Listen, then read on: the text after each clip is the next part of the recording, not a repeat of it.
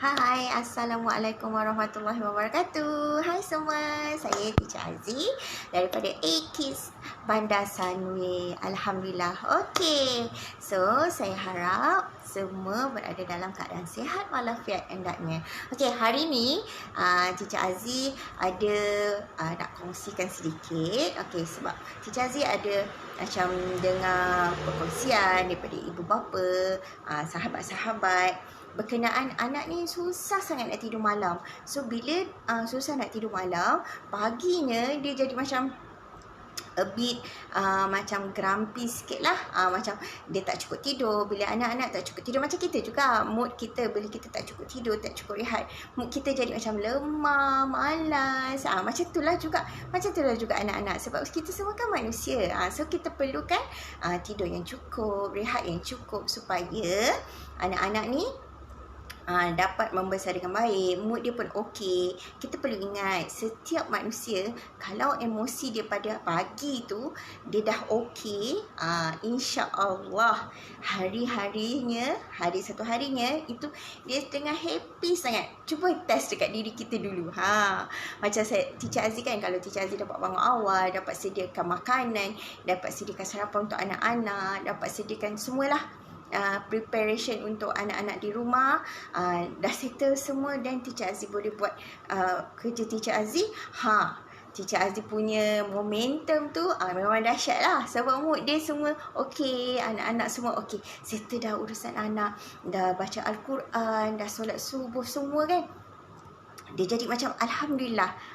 Macam itulah juga anak-anak kita. So daripada mana nak jadi mood ni baik pada sebelah pagi, supaya kita dapat bangun awal, tu dengan cukup tidurnya, sebab daripada tidurnya. So macam mana kita tahu tu anak-anak kita, even though kita juga okey, waktu tidur kita kalau boleh, untuk ibu bapa ni, kalau boleh usahakan diri kita sendiri, usahakan pukul 11. So maknanya anak-anak kita pukul 10, selewat-lewatnya pukul 10. So maknanya dari pukul 10 sampai pukul 11, ibu bapa ada ruang untuk ada setengah, macam Aziz lah, ni pengalaman Aziz. okey, kalau macam tu pukul 10 sampai pukul 11 tu Aziz buat kemas rumah, susun apa semua sebelum masuk tidur. So anak semua dah masuk tidur pukul 10, mak pula masa tu sibuk, mak dengan ayah kemas rumah, susun atau semua, mood dah okey, selesa dah kemas rumah semua, okey, then masuk tidur. Tapi make sure kita tidurkan anak kita dahulu. Maksudnya anak dah masuk tidur pukul 10. Tapi macam mana pula anak yang susah sangat nak tidur? Ini ada a few step yang Aziz boleh kongsikan. Okey, sebab Teacher Aziz boleh kongsikan apa yang Teacher Aziz boleh buat. Teacher Aziz pernah praktikkan lah dengan anak-anak Teacher Aziz, daripada yang sekarang sulung dah 12 tahun, dan yang paling kecil sekarang setahun lebih, insya-Allah.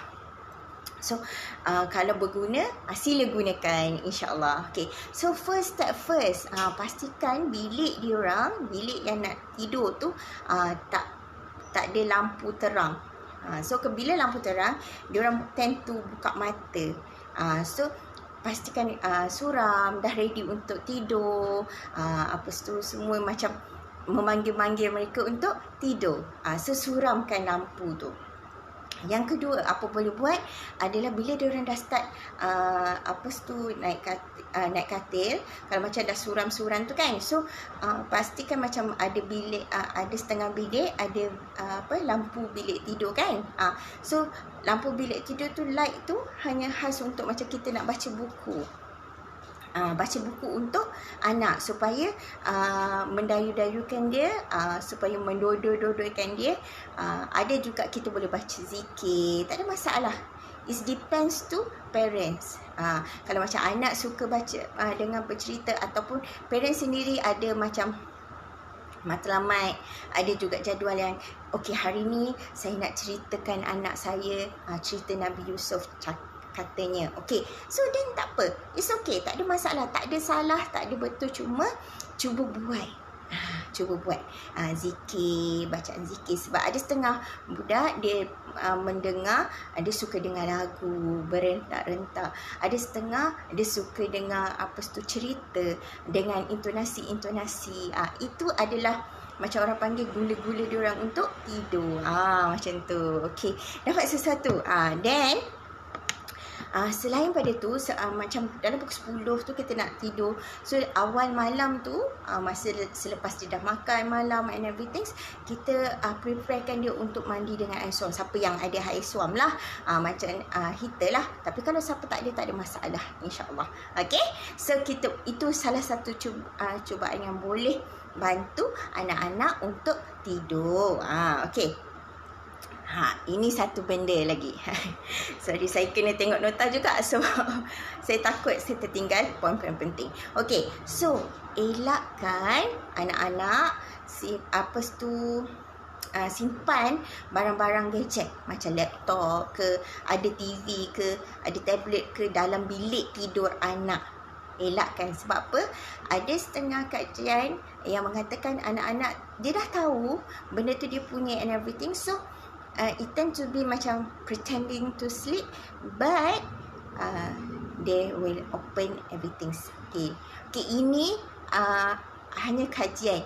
Tapi Aziz akui benda-benda gadget ni sebenarnya dia orang panggil, dia membantu menyegarkan mata. Sebab diorang akan tahan mata diorang untuk tengok ataupun untuk engage dengan gadget ni. So better kita gadget adalah gadget. Gadget ada masa-masa tertentu untuk gadget, tapi kalau boleh elakkan sebelum tidur untuk gadget ni. 1 jam sebelum tidur elakkan TV, elakkan gadget, laptop ke, handphone ke, elakkan semua sebelum tidur. Sebab kita nak bagi dia orang rasa mood nak tidur. Kita macam nak menjemput, okay, it's time for you to sleep now. It's around 10 o'clock, it's time for you to go to bed and sleep. Macam tu. Okay, so next, apa lagi tips yang boleh? Pastikan pengudaraan dalam bilik anak kita tu adalah tak terlalu panas dan tak terlalu sejuk, sesuai untuk anak kita. Sebab ada anak macam anak Teacher Aziz, yang seorang ni dia punya suhu badan dia normal is about 36.9, 37. Itu normal daripada lahir lagi. So saya tanya doktor, saya tanya Misi, dia cakap memang suhu badan anak puan macam ni. Tapi kita akan tahu bila dia demam adalah 37.5 tu memang dia demam lah. So we aware about that. So bila suhu badan dia lebih panas berbanding kakak dan abang-abang dia, so kita tahu dia lebih cepat berpeluh berbanding yang lain. Kalau cuaca pada malam tu a bit panas, sebab lately kejap sejuk, kejap panas pada waktu malam. So kita akan nampak dia cepat berpeluh lah. So kita elakkan terlampau, macam bila dia terlampau berpeluh, jadi dia akan cepat rimas, dia akan cepat rasa berlengas. So dia tak selesa, dia akan terkejut apabila bangun. Tapi bila pengudaraan tu bagus, bila kita tahu waktu malam tu panas, so kita bukakan sedikit udara malam and everything. Kalau macam yang tak ada aircon, tapi ada ruang udara semua, dan pastikan ruang udara itu selesa untuk anak-anak. Okay, so itu adalah antara tips untuk bantu anak kita mudah tidur. Kita tak boleh lah nak buat hari ni terus anak kita cepat tidur. Tak, sebab benda ni macam rutin. So bila benda rutin, dia kena biasakan dengan diri dia dulu. So kita kena kerap kita kena lakukan. Yelah, benda tak biasa. Contoh, kita tak pernah pun buat bed story time and everything. Tiba-tiba hari ni kita nak buat. So kita tak boleh lah assume anak tu terus tidur pada waktu tu. Cuma first thing first, biasakan waktu dahulu. Waktu tu, tetapkan waktu dalam diri ibu bapa juga. Tetapkan waktu pukul 10 anak perlu tidur. Bila pukul 10 anak perlu tidur, dia dah set mindset dia one by one, day by day. Lepas tu dia kata okay, mami dah cakap, Didi dah cakap pukul 10 kena tidur. So kalau dah pukul 10 kena tidur, jadi lama-lama dia dah jadi macam benda tu dah rutin, benda tu dah sebati dengan dia.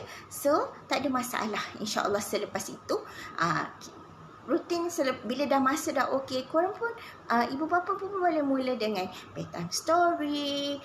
Bila bedtime story tu misalnya mulakan dengan yang ringkas-ringkas je, dengan bahasa-bahasa yang dia mudah, dia okey. Kita pun sedar diri kita juga, realistik dengan diri ibu bapa juga. Okey? Janganlah paksa diri ibu bapa juga. Macam anak ni, dia dengan kita, dengan ibu bapa dia kan ada intuitif, rasa yang sangat tinggi sesama kita. So kalau macam kita macam nak buat bedtime story pula, okay, it's not paksaan. Bedtime story ni boleh diselang-selingkan dengan zikir. So kalau rasa diri tu hari tu a bit tired, a bit penat and everything, tak apa, hold on. Okay, cakap je hari ni mami minta maaf, Didi minta maaf, Didi tak ada bedtime story. Boleh tak Didi zikir, kita nyanyi-nyanyi zikir sebelum kita tidur? Baca doa sama-sama sebelum tidur. Masa tu lah akan dengar. Macam anak teacher Aziz, kadang-kadang bedtime story dah diorang dah macam tak apalah mama, it's okay. Lepas tu kita baca zikir sama-sama, popok-popok. Macam tu lah. Yang ni yang 6 tahun dengan setahun lebih lah. Yang darjah 4 dengan darjah 6 tu, 10 dengan tu tak payahlah. Diorang akan automatik saya cakap, okay, nak baca apa tak sebelum tidur. Dia akan cakap sendiri apa story yang dia nak baca sendiri. Selalunya diorang akan baca berulang-ulang kali pasal perjuangan Al-Fatih lah. Macam tu. Sebab dia memang suka admire dia. So tak apa, kita is okay, tak ada masalah. Kita kena realistik dengan diri kita sendiri sebagai seorang ibu bapa, dan realistik pada anak tu supaya masing-masing tak terkejut, masing-masing tak penat, masing-masing tak terpaksa pun buat. Macam tu, supaya kita rasa bahagia, kita rasa happy dengan apa yang kita buat. Okay, dapat sesuatu tak hari ni dengan perkongsian Teacher Aziz? Okay, insyaAllah Teacher Aziz akan konsisten perkongsian Teacher Aziz setiap hari berkenaan dengan anak-anak dan juga berkenaan dengan Center A-Kids, insyaAllah. Okay, so jangan lupa hari Sabtu ni kami ada Visual Open Day. Sesiapa yang berminat untuk join Visual Open Day kami, boleh pergi ke profil kami, tekan WhatsApp di sana dan kami akan layan untuk daftarkan anda ke Visual Open Day pada hari Sabtu ini pukul 3 hingga 4 petang, insyaAllah. Okay, jumpa anda semua di sana. Have a nice day, take care. Ingat, lepas tu keluarga ni adalah satu kebahagiaan. So jangan sia-siakan kebahagiaan tersebut. Okay, take care semua. Bye. Assalamualaikum.